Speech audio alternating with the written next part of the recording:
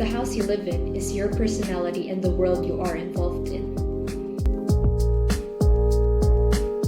Hi everyone, so I just finished the Penthouse War in Life and it's just mind-blowing. Not the biggest fan of spoilers, so I'm gonna make this video spoiler-free. It's 3 seasons of luxury lifestyle with the themes of music, politics, economics, and real estate.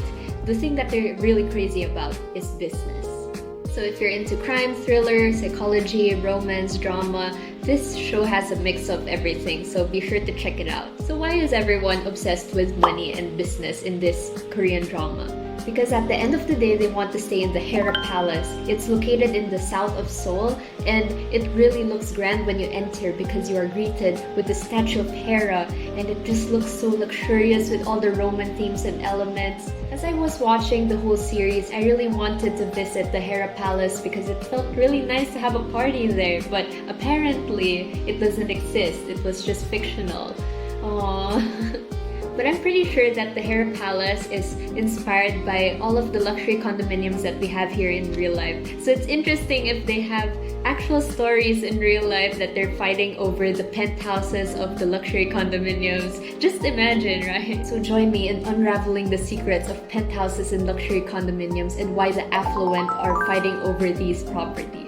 The first thing you're going to see as you enter the penthouse of the Hera Palace is an LED screen wrapping up the whole wall, which serves as a background for the staircase. And it kind of matches up the themes and tones of the series, so you can see the lights dim or become brighter depending on what's happening. Did you catch what I just said? Staircase inside the penthouse? So that means that there's a staircase inside a condominium unit, which makes it more valuable compared to other units because penthouses are usually more spacey compared to others. The layout of the penthouse is pretty cool too, because whether you're in the second floor or the first floor, you have a whole window that shows the beautiful skyline of Seoul. Which leads me to my next point is that penthouses are usually more pricey because of the view that you can see from above. To top it up, they decorated the penthouse with floral arrangements, velvet carpeting, a grand piano, amazing chandelier, and a hi-fi sound system to show that it's maximalism in its finest. Okay, so they basically nailed everything in the interior design. It all looks grand and luxurious in the penthouse and the Hera Palace. But you know what matters in real estate? Location, location, location. So where is the Hera Palace located again? South of Seoul. I'm assuming kind of near Gangnam, which is the fashion heaven, shop till you drop place in Korea. So if there's a lot of shopping, it means that businesses are growing and at the same time the economy is moving. Business people would love to stay in the Hera Palace. In terms of property location, education comes hand in hand. So as you can see in the Penthouse series, the Hera Palace is located in the proximity of Chong-A Academy, which is an elite school for music. You can see the children are literally battling out for a spot in this school. It all makes sense to have the Hera Palace near the school because you want it to be convenient and safe for the children to go to school every single time. So in the Philippines, is there actually something like this? Luxury condominiums, penthouses, grand lifestyle?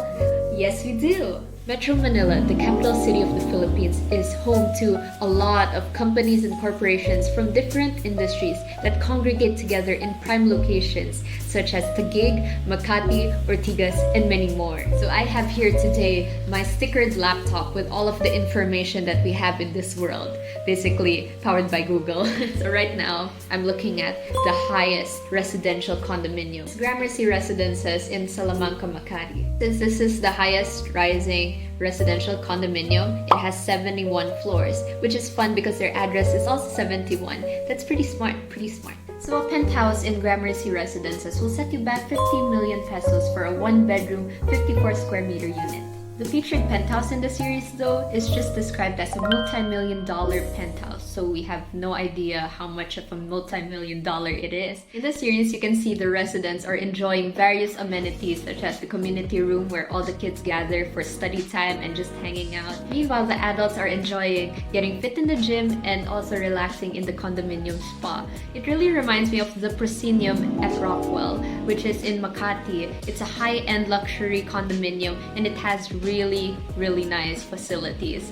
So there's shared pools, tennis courts, landscape gardens, and what I love the most is the performing center that connects the two towers together.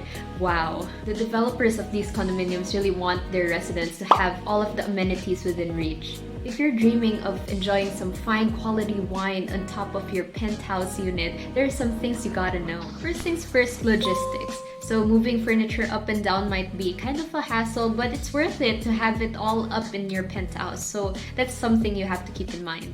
The second thing you have to note is that there is a lot more maintenance when it comes to living in the top of the building. You can check your heating systems, your ventilation, your air conditioning, if there's any leaks in the piping, and if there's room for a garden, you have to landscape it more. Another thing you have to note about penthouses is if your building has accessible viewing decks for the public, because you don't want to compromise your safety and security just for the view, right? But don't worry, penthouses are usually made for your exclusivity and privacy, so enjoy! There may be some minor inconveniences such as logistics, maintenance, and the price, but at the same time, the view of the majestic city skyline is just breathtaking, so quite worth it at the end.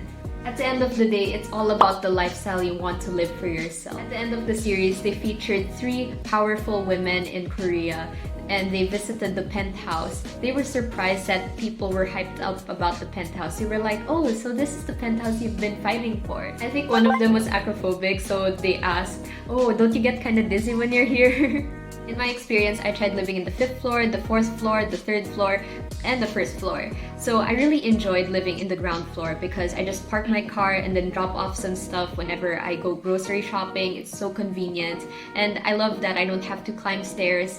It's just so nice. The Penthouse series features a lot more real estate concepts that we can talk about in the future. But as for now, I want to give it a rating of 8.5 out of 10 because it's such a good drama that you have to tune into, and there's a lot more thrill when it comes to watching it. It's not a perfect score though because there are some parts that I was like, oh, that's unnecessary, oh, that's repeating again, and oh, it's dragging a bit. But at the same time, the plot is really fixating. I'm just really invested in it, and after watching it, I'm still passionate about it because of all the thrill and the crime that's been done. It's just mind-bending. Anyway, thanks for watching. Don't forget to like and subscribe to follow on this journey to the art of perfecting. See you guys soon. Bye!